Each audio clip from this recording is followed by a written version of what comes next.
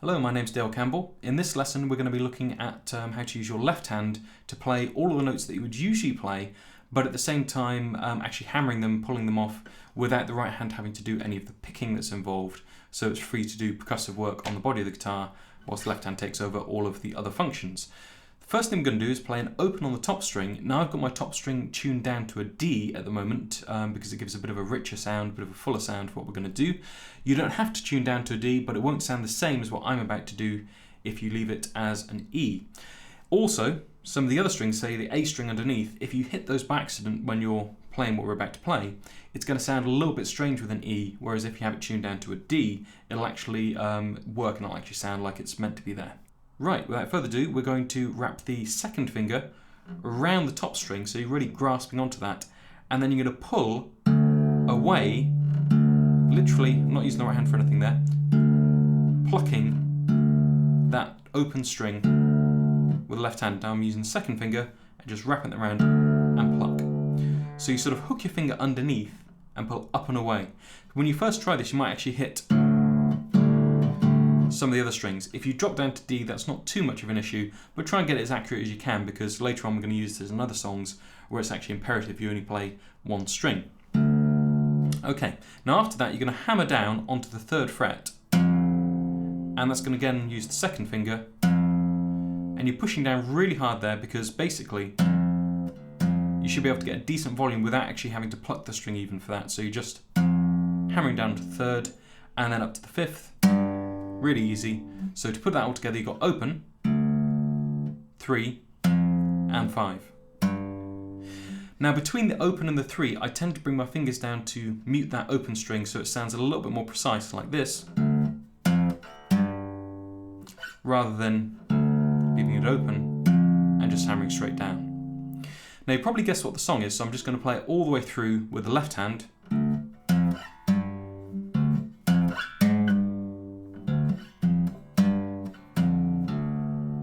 Okay, so that's just combinations of hammer-ons, pull-offs. Also, between the 6 and the 5 there, I added a slide in. If you don't know the song, I'm sure you can find some tabs somewhere, but basically it's open 3 5, open 3 6 5, open 3 5, 3 open. Really easy to do, and because of that you're probably going to be able to play the rhythms with this without too much difficulty.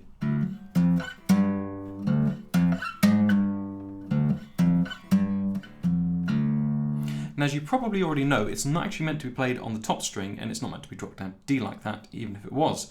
So we're going to go to the 2 middle strings now, the D and the G. And we're actually going to do the same thing, pulling off this time with 2 fingers. I'm using the 2nd finger and the 3rd finger just there, hooking them both around those 2 centre strings and pulling up and away. You then proceed to do the hammer-ons in the same fashion as you were before, but this time obviously playing on 2 strings rather than just 1, so it takes a little bit more practice, a little bit more accuracy there to get both of the strings ringing nice and clearly. All of the other techniques are the same though, so you just got to add in slides if you want to, and then basically just make sure that you can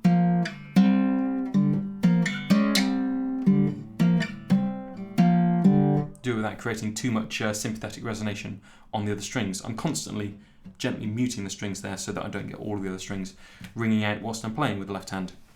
Now over the top of that we're going to add in a simple bass drum beat. If you're not sure how to do any of the percussive stuff, check some of the earlier lessons, percussive guitar lessons, because they'll explain how to do all of that.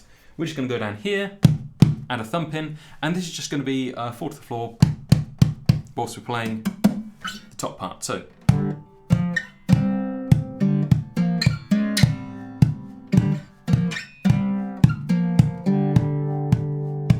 okay, that's really straightforward because to start off with, the first 3 bass drum beats are actually in time with each of the left hand movements. You just then get the 4th beat right at the end just there by itself, and then it goes back to the beginning with an open. Now at that point it starts to go in between the beats, so I'll play the whole thing through for you slowly so you can hear how it goes. I won't explain it all because that'll make the video really long. You can just listen through and try and pick the beats out yourself.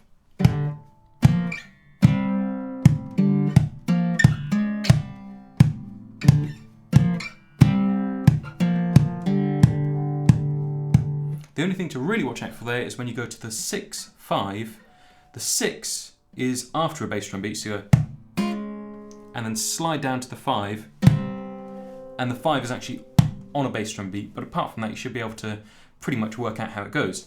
Now you can do more complicated drum parts just here, say for example doing 2 bass drum beats and then a snare drum beat under the side of the guitar. So I'm going to go to the top string because it sounds a little bit fuller with the top string in this. So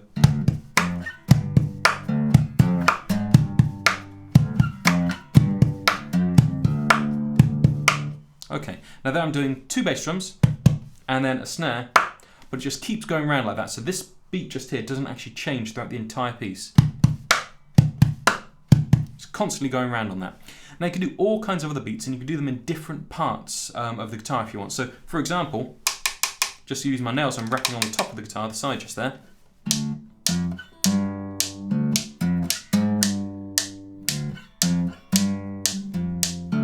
So you can do whatever you feel comfortable with.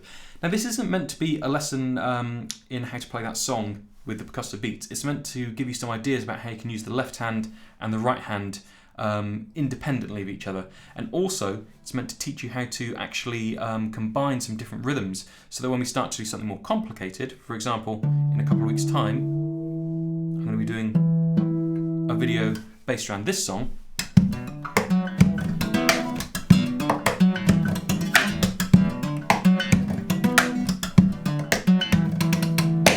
Now in that song I'm doing lots of percussive beats and I'm doing lots of tapping and hammering, and it's all happening at the same time.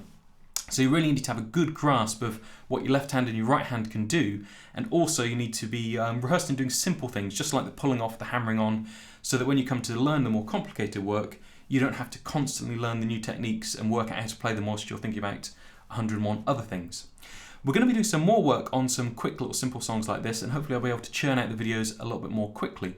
Also, if any of you are in Japan, I'm actually coming over to do a tour in September. That's going to be September 2009, because this video is probably going to be up for years. So September 2009, I'm going to be over in Japan, going to Kyoto, Osaka, Tokyo, playing in various venues. All of the information is going to be on my MySpace site and also my website, and you can just click the links through on the side just there and check all that stuff out.